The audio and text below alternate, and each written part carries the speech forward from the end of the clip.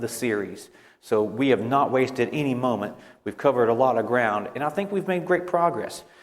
In this word, boundaries, I think it's good to have the synonym of standards or righteous expectations for how you are virtually based, wanting to grow, and the people you embrace in your life, you want them to help you in that path of righteousness and holiness. And so there are standards, sometimes pure preference, but sometimes for your own growth to work as a couple. You're not married to everyone, but to the person who you might be married to, these lessons are practical and are so rich. I love great content. It's so hard to find good content out there that's biblically based, theologically sound. But the authors say some things that might need some explanation if they counter what you've been told or thought all your life. I'm eager to bring those points out in the time that we have. So, briefly stating, there's no video for chapter 4, but I want to show you where we've been, where we're going. And from chapter 6, there is a video that relates and will emphasize well, I hate to be redundant, emphasize my emphasis. That's terrible wording. That will stress my emphasis for the purposes of this class. We have gone through portion 1 for the first month and a half, but now we're starting chapter 2 before the heart of the book, and looking forward to combining some of these values since they're briefly addressed, and thankful we can have time to cover these remaining 2 portions, mainly the portion 3, resolving conflict and how we really interact in our own situations. So all these things are building in proper proportion. For the video, the memes. I get excited and forget about the memes.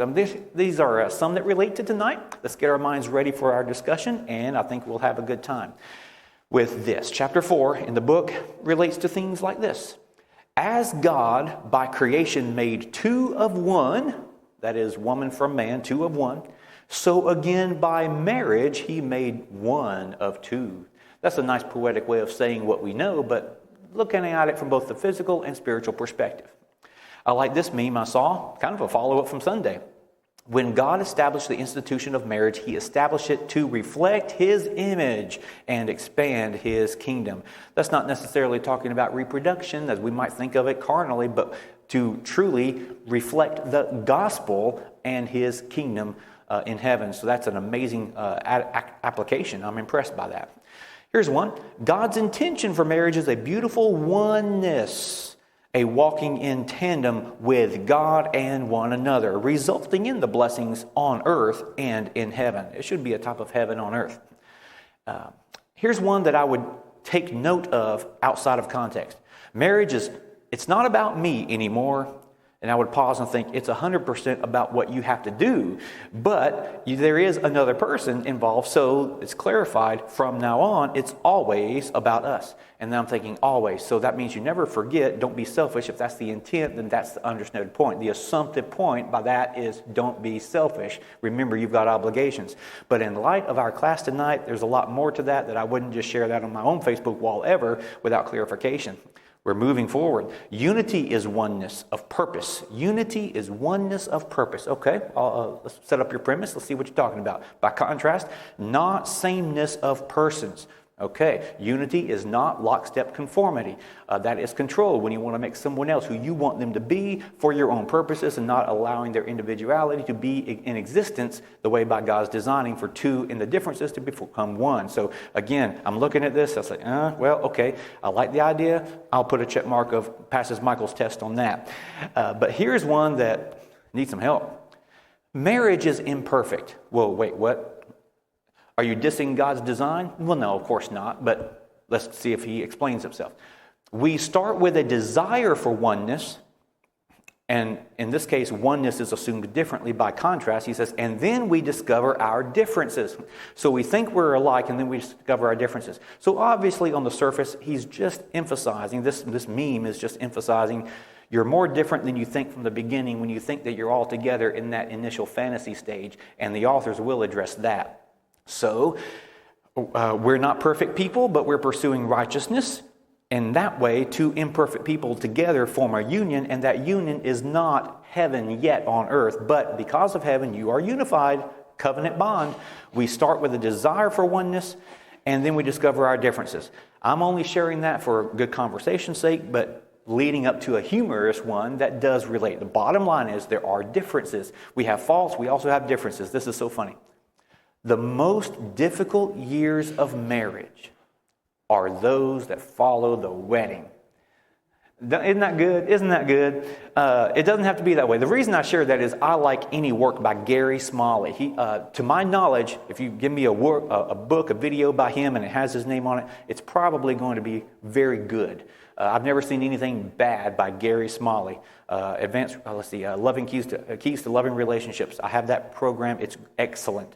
But that's just funny stuff. So, unity in marriage is God's design, and therefore it is possible. We want you to have hope. We want you to have optimism. And these principles apply to all of your relationships. Here is a screenshot of a post that was shared by a friend of mine in Florence, Alabama, close by. And if you wanted to research, you can ask permission to join this particular page of hers that she shares to help people with. But I underline the key emphasis here. Attention isn't love. I want to challenge your mind here a little bit and just pause after reading each one. Attention is not love. Attachment is not connection. There may be an imbalance of the desire for that attachment, but it's not necessarily connection in reality. Codependency isn't support, and the authors talk about codependency is not always a good thing. Disagreements are not attacks. I'll skip this for purposes later. Ignoring your needs isn't strength. We might get strong at ignoring our needs, but that's not the strength you need. People-pleasing isn't kindness. Now, if you're kind, you'll care about people and attend to their needs, but people-pleasing, that is not kindness. That lets them be in charge when they don't care about you as much as you should care about yourself. Staying in toxic situations isn't loyalty. Numbing your emotions isn't coping. It's a defense mechanism, but it's not dealing with the issues in light of the realities of what you can and can't change. And suppressing those emotions or staying silent doesn't bring peace. Swallow your emotions or your feelings, your stomach keeps score, and it will come back out in time. So there's one that's in the middle I skipped for now because it uses the word we're talking about. Lacking boundaries isn't empathy. In the context of our studies, you're always protecting yourself. You always know yourself and will not compromise your character in any way, even if others don't respect those property lines of respectful conduct. But when you're feeling with other people, of course you should care with other people. Of course you should feel for them and care for them, but make sure it's not to your own detriment. Never lower your guards of standards to your detriment, thinking that you're justified to help people who don't respect you as much as you should respect yourself. So lacking boundaries isn't empathy. Now we've got to be mature in the boundaries we set. The book has a whole portion that deals with how we should and must develop reasonable, righteous boundaries, or else we have unrealistic expectations on other people, and then we have fewer opportunities to grow and fewer friends than we otherwise should. So that's a very rich post. That could be worth your drive tonight already, but we've still got 30 plus minutes to go. Here is a video from chapter 6 that relates well because these 5 minutes help us focus on ourselves. And even though chapter 4 deals with unity, but there can't be unity unless there are two complete individuals. The focus tonight is being the type of person we need to be in our covenant journey to help the other person as well, but not to our own underdevelopment. So in this case, I'll appreciate the audio assistance as I click, and I hope you enjoy this 5-minute segment from the authors. I'm using it to prioritize being holy as you both seek to become one. And if you don't hear the opening line that's quickly spoken, he says, I don't believe you'll think about Victoria's Secrets when you first think about being holy. That's not the first thing that comes to your mind. So in case you don't hear that, I wanted to share that humorous punchline. And then at the end of the video, he says something that will make you think a little differently from the world's perspective about religion and making sure we're righteous. So there we go. Those are my disclaimers.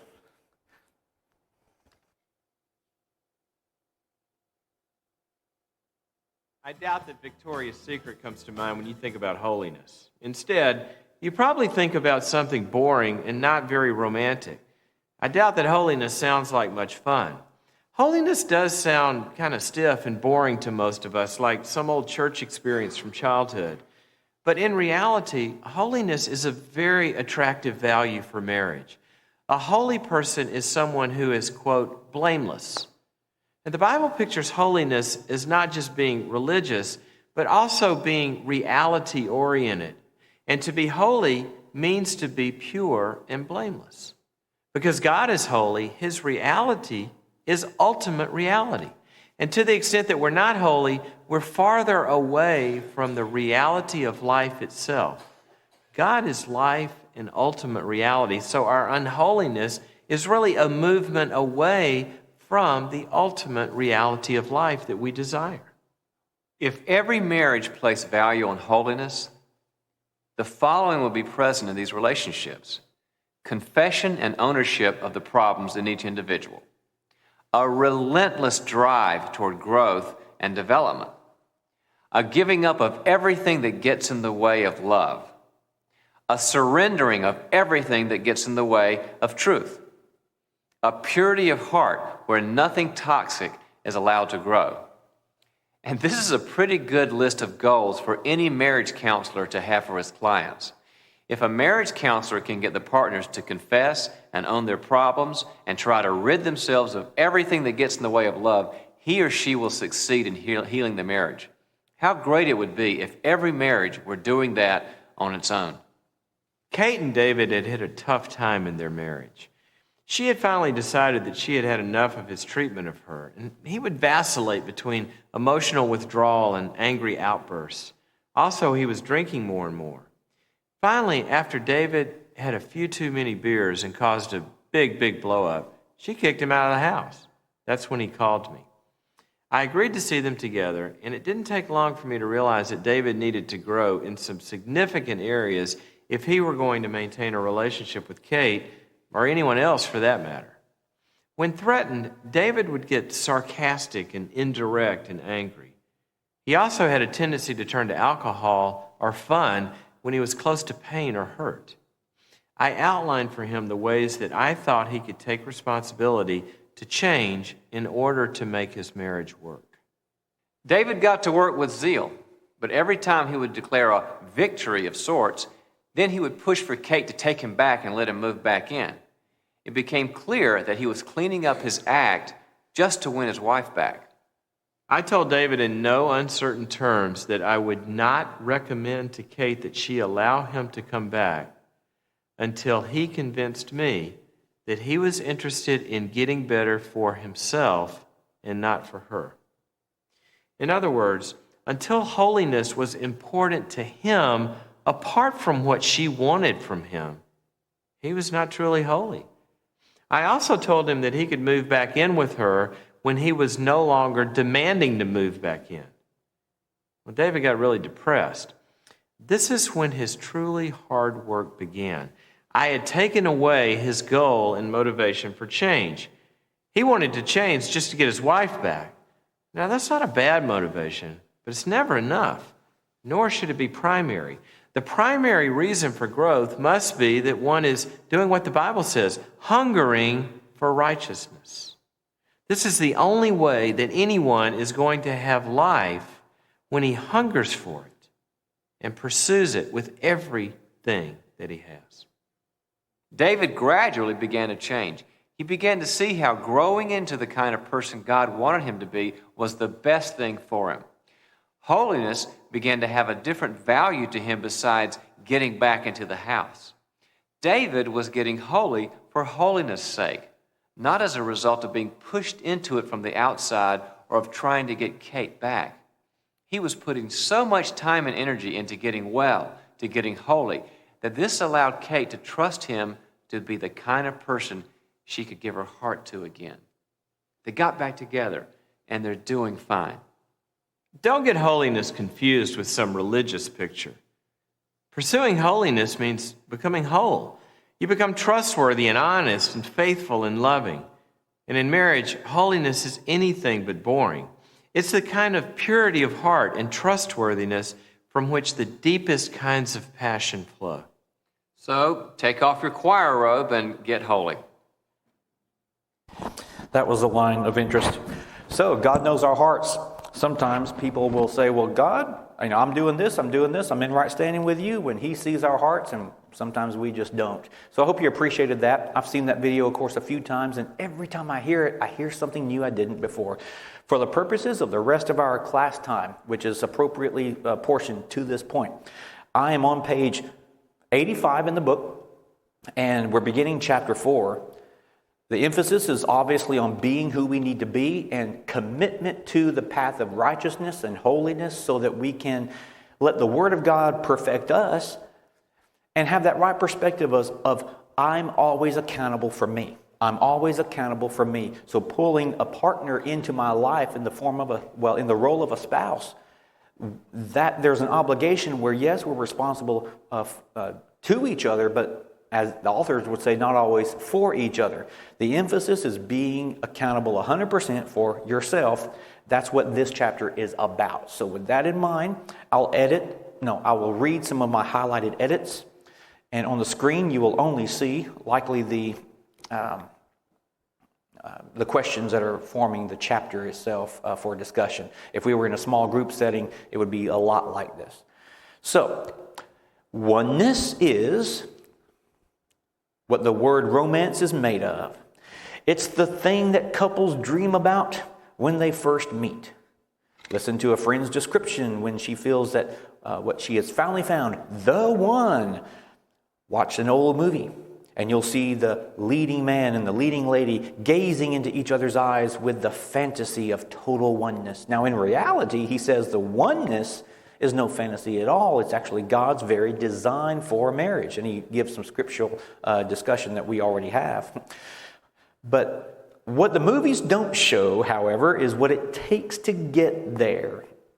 I think there's even a whole movie station, a TV station about movies in the meeting each other portion. But most people have felt the initial fantasy of oneness in the first stage of falling in love. A couple give up all internal boundaries and feel that euphoric sense of merging with each other.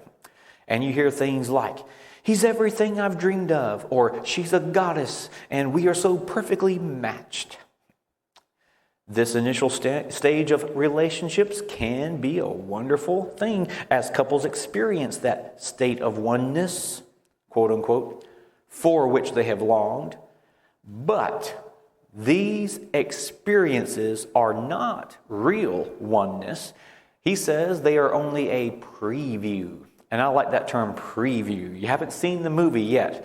Oneness is built over time as a relationship grows and as two become one. The movies don't show you that part.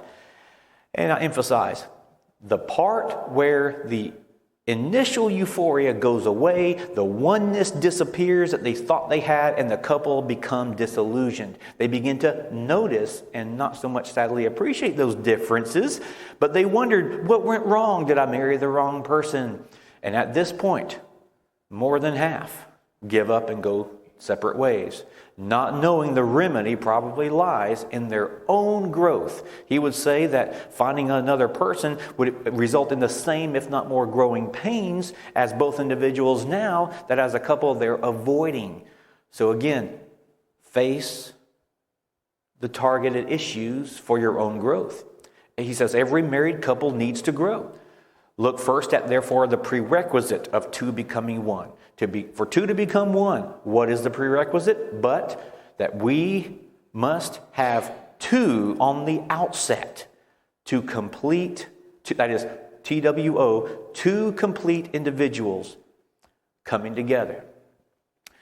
As a church and as a community, certainly, there has not been as much emphasis on the importance of marriage and being who you need to be for it, that the standards are so low, we are not...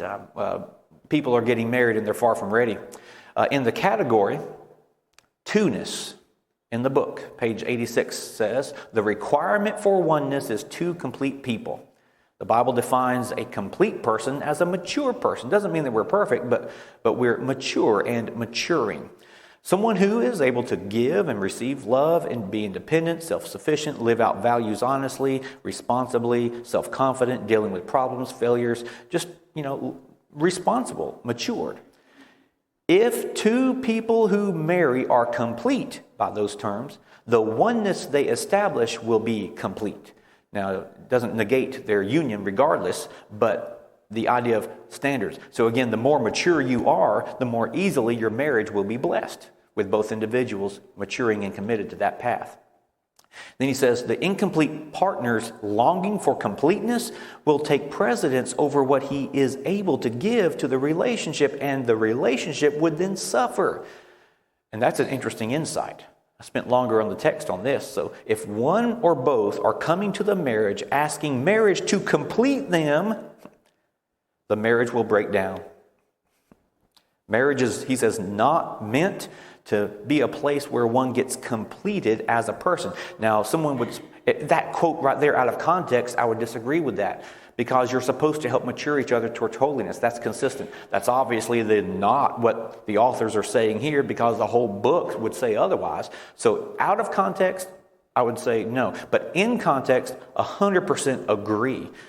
For the betterment of both, Matt Vick taught a class for the Monday group to talk about the importance of being the right person and then looking for that right person. But on page 87 in this book, a marriage made in heaven is one where a man and woman become more richly themselves together than the chances are either of them could ever have managed to become alone. You're better together when you're individually complete for the union. Marriage is, he says, an adult contract. So obviously the focus on adult means mature. We need to up the ante. We need to, as a congregation, like what we're doing this year, really stress the importance of how vital and serious we should take this covenantal union with divine sanctions. He says you should not attempt it without two adults present. For a marriage to work, two separate individuals need to have some elements of adulthood. So that's been established, and that's the essence that the rest of the chapter is on.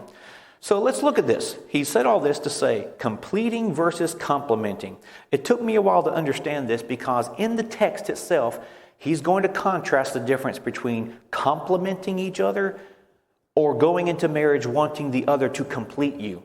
And therefore, the word completeness, which sounds good connotatively, he's showing it in a negative sense this time, so that we can see the difference is not always good if we don't have the right idea going into marriage. I need to be complete, so let me get married, versus I want to mature in holiness as a complete individual, and my mature spouse is helping me in that path of righteousness. Far different perspectives. So having said that, we can let the authors enlighten us. And I had to read this portion several times to appreciate it. So I hope to orate it in this case once well enough. He says, marriage was not designed to complete a person. Now again, don't take an author out of context. The whole book says something else in application. But in context of this chapter, he's emphasizing our own responsibilities. So we are accountable to God.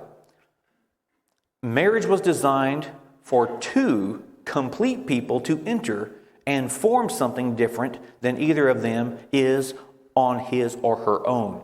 An emphasis point. It was designed, to give your wholeness a new range of experience. I'm preaching this Sunday on singles, bottom line. And I can't conflict with myself, because, I've learned more about my life and perspectives in marriage than I ever did before. Not that it's a bad thing, it's just a different thing. And I'll stress that. Singleness is a different lifestyle. Marriage is a different lifestyle, each with their own unique blessings. But that's well worded. The many people see marriage, though, as a ticket to shortcut completeness or maturity. Therefore, they don't marry out of strength, but out of weakness. And we sometimes don't even realize it at the time. So they marry someone to make up for what they do not possess on their own.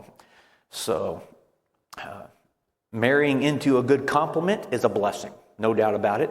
But marrying out of immaturity to complete your underdeveloped nature, your ignored immaturities, now that's the problem being addressed. So you may have heard couples say, we are such a good balance for each other. And he says this can be a good thing. For example, let's see, the spouse, he is good at business and she is good at building the nest, or vice versa. But it is not good if it means that she could not survive in the real world or work and commerce on her own without him. Now, circumstantially, that would be a benefit to her, obviously, but conditionally, in terms of spiritual growth and maturity, that's not a good thing. So in the next page, 88, there I just highlighted the blocked quote. The crucial element of two becoming one is that the two people must be complete in and of themselves. They must be adults before they marry.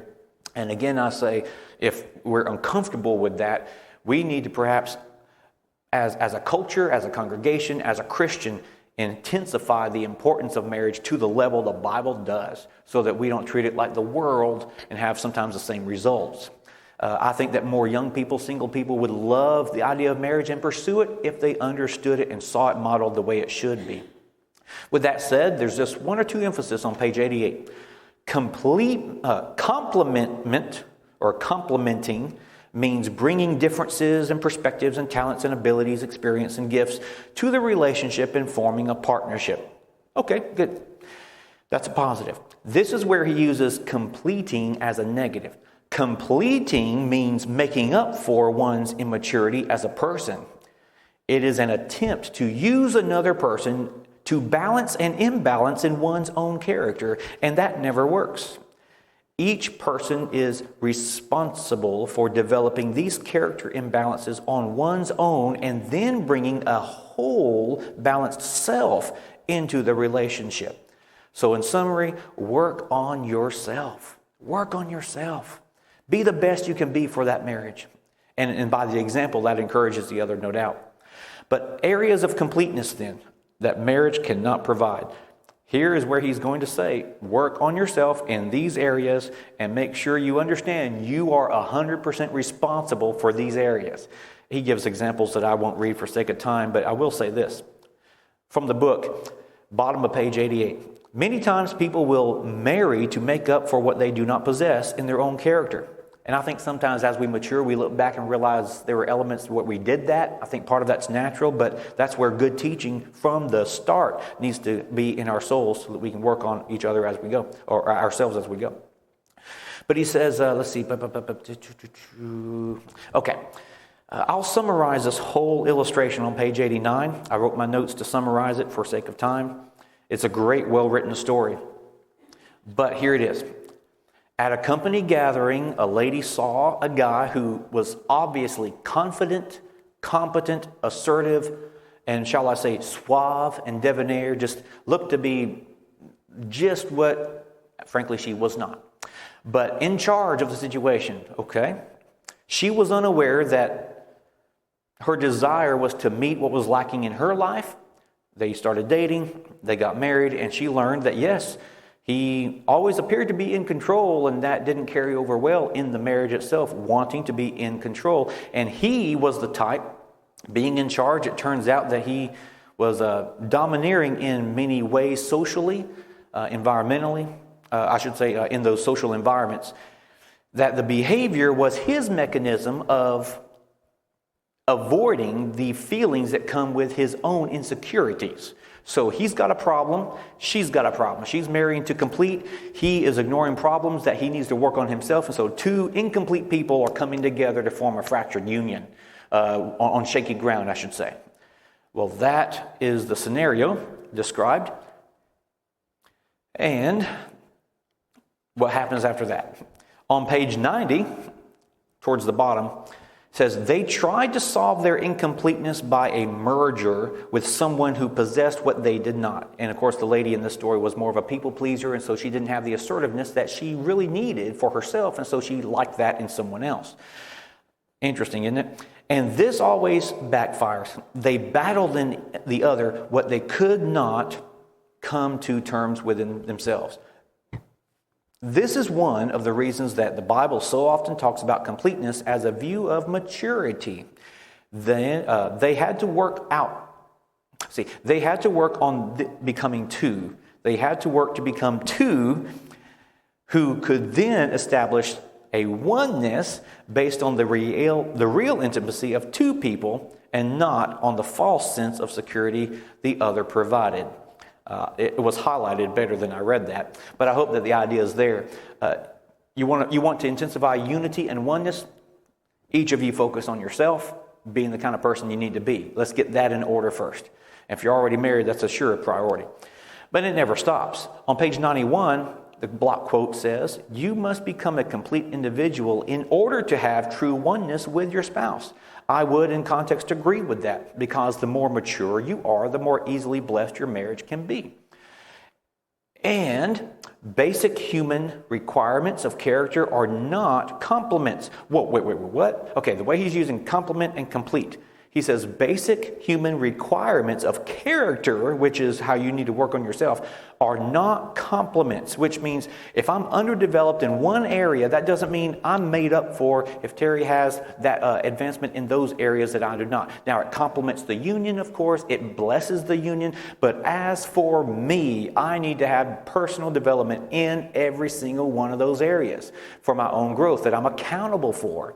And that's the perspective that will bless the marriage even more. I'm getting it. So work on these. Here's the bullet list. I'm not sure if I've missed a click note or not. So areas of completeness. I don't think okay. I'm good for now.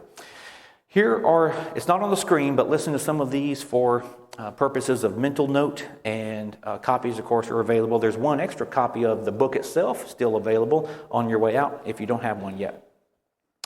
Work on these. Each partner needs to work on these. Not the other person, but on yourself. Prioritize in this case. Connecting emotionally.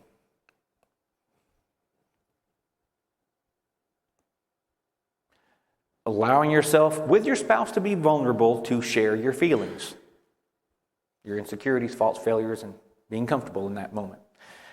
Have an appropriate sense of power and assertiveness. An appropriate sense. Your individuality, for example. Saying no, knowing your limits, or saying no to discover your limits. Have initiative and drive. At least a minimal amount of organization. That helps in many ways, of course. Be real, not perfect. Don't live in a fantasy world. You're not perfect. But be real. That allows you to accept imperfections, have grace for yourself, forgive that sense yourself, and appreciate the grace of God that you could then more easily show to others for where they are. We studied that. But grieve. Godly sorrow is grieving over your faults and shortcomings. Godly sorrow leads to repentance, and that has its perfect work as well for maturity. So think for oneself and express one's opinions. If you don't feel safe to express your opinions in the presence of your spouse, there is an issue there.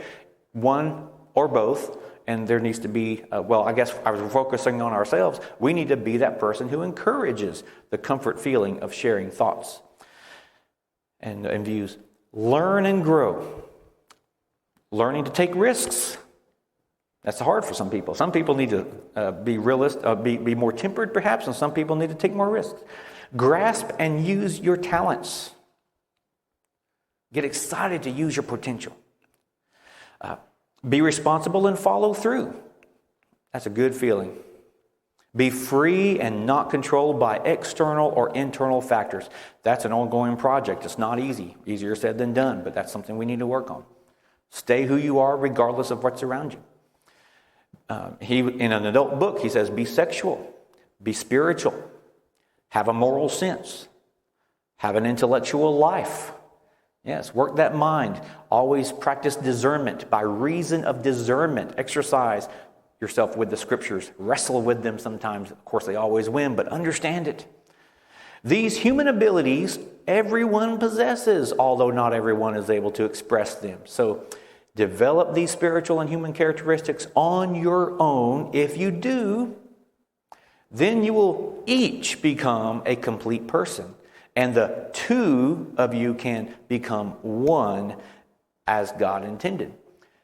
But how can you go about developing these characteristics? What exactly are the requirements of adulthood? This is where we're shifting gears. And the rest of my material, thankfully, I think properly marked, may cover us over the next 5 or 6 minutes total. So, adults take responsibility for their treasures. That's the good prerequisite to what we'll deal with in the second half of the chapter next week. But you're an adult.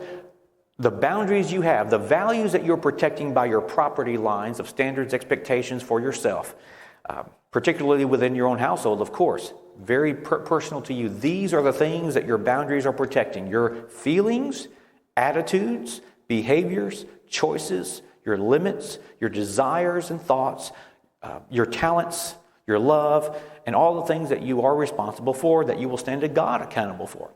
Everything you are. He says we need to take responsibility for them.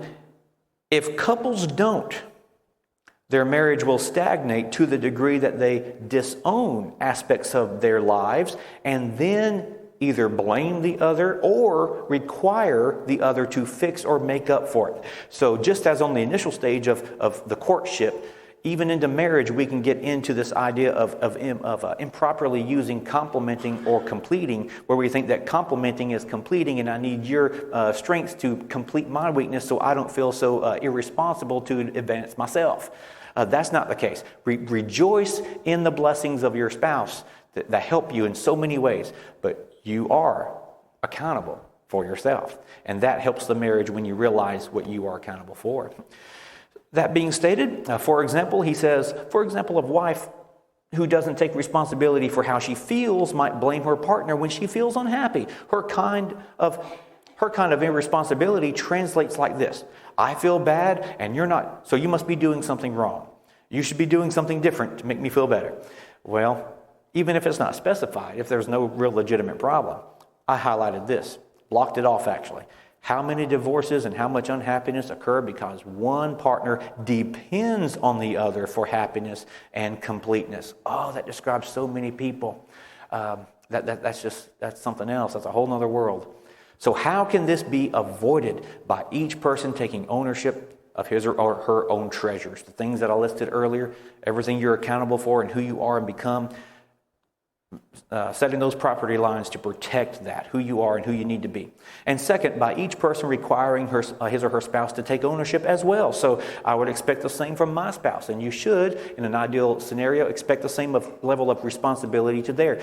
You can't force that, but you can guide, influence, and state as policy what you live by, and then work from there. Requiring ownership is important. A mature, complete adult not only takes responsibility for himself, but also requires the same from the people he loves. And there's a portion on that I will omit for reading's sake. But for our time's sake, I hesitated sharing this illustration, but it's a perfect one to end with. Sometimes illustrations are just appropriate. Sometimes I'll summarize for the point, but I'll do as speedy of a job as clearly as possible for the sake of time, and then this was what we'll conclude our class with. In the portion on page 93, he gives an example of people who have this codependent mindset, and this codependent mindset is actually, let me make sure I'm on the right screen here. I may not be. I may not be. And this is my fault if it's not. Okay, I'll go back to that category. Okay. This particular category is under requiring ownership, and he says that codependency is not always a good thing if it takes away your own responsibility, so blah, blah, blah, blah, blah, right? But here's an example of it. A man named Scooter, his wife named Maggie. Scooter had hit a wall in his relationship with Maggie. He came to see me, Dr. Cloud is writing, and his first complaint was about himself. I just can't seem to be the right kind of husband. I keep letting Maggie down, and I don't know how to do better. He talked for a while and about how guilty he felt because he was such a failure as a husband. I empathized with him for what it must feel like to have performed so poorly, and I asked him to tell me of some of the examples and occasion, problem areas where he was failing so badly. He gave me such a long list that I could hardly keep up if I had not been taking notes. Here are some examples. Letting her down by not making enough money to provide for all of her needs. Working too much and making her unhappy because he was gone so much. Forgetting to do things that were important to her. Continuing to work with a woman who was a problem. I could see this was going to take a while to work through if he was so oblivious that he continued to do long-standing hurtful things. So think of it, this list: financial irresponsibility, non-performance, abandonment, treating her as unimportant, misplaced loyalty. What an insensitive person, I thought. So we went to work, and I asked him about each of these situations. I was amazed at what I found out. Detail sparing here was the reality. Scooter was not making enough money to buy Maggie a new car every 2 years. Even though he worked at home, Scooter had a handful of meetings during the week for which he had to leave home. He might have to go downtown for 3 or 4 hours. Maggie would feel abandoned. Maggie would give Scooter a long list of things to do, and he might not get all of them done in the time period she specified. Maggie did not like a woman with which Scooter had a business deal. The woman was doing a good job on the as yet unfinished project, but Maggie did not like her and felt that this was reason enough for him to default on his agreements. As you see the situation for what it is now, Scooter did have some problems, but the problem he had was not that he was such a bad husband, but that, in this case, he was so codependent that he did not require Maggie to take responsibility for her own feelings and attitudes. He had to learn that he was not responsible for meeting all of her demands and that it was okay for him to say no to some and not internalize her blame. That's deep stuff. And I love great content. So he continues in summary. Her unrealistic financial wishes were standing in the way of her taking responsibility for her envy and lack of contentment. Great insight. When he gave in to her, he did not require her to deal with himself and her problems. So it's interesting, isn't it? The things we try to avoid, we need to address. Then everything can be a lot better. So one of the greatest gifts, and he highlights this. This is 2 highlighted points left in pink, which means these are important points to conclude with. One of the greatest gifts we can give each other is the gift of honesty and confrontation, i.e. letting our spouse suffer the consequences for the things that they need to mature in. This is serious stuff. And so he says, Proverbs 27:6, as you focus on yourself, being responsible in reasonable ways for yourself and to your spouse, yes, as always, we can't ever ignore the responsibilities, but wounds of a friend can be trusted. That verse is pulled in because he wants to emphasize this point. We grow when someone who loves us tells us painful truths we need to hear. And not giving in to each other's immaturity is indeed a gift. Wow, isn't that interesting? So we have a lot that we could discuss in a home setting. This is a prayer highlighted with things to bring into your prayers this week. Lord, as I work with the immaturity that I have, help me mature to the oneness that you intend. Guide that work. Teach me. Help me to compliment my spouse. Help me to let my spouse compliment me. But give me energy as I work to correct my imbalances, my character faults, and help me to value my spouse's treasures as well as my own. And may I not depend on my spouse for happiness.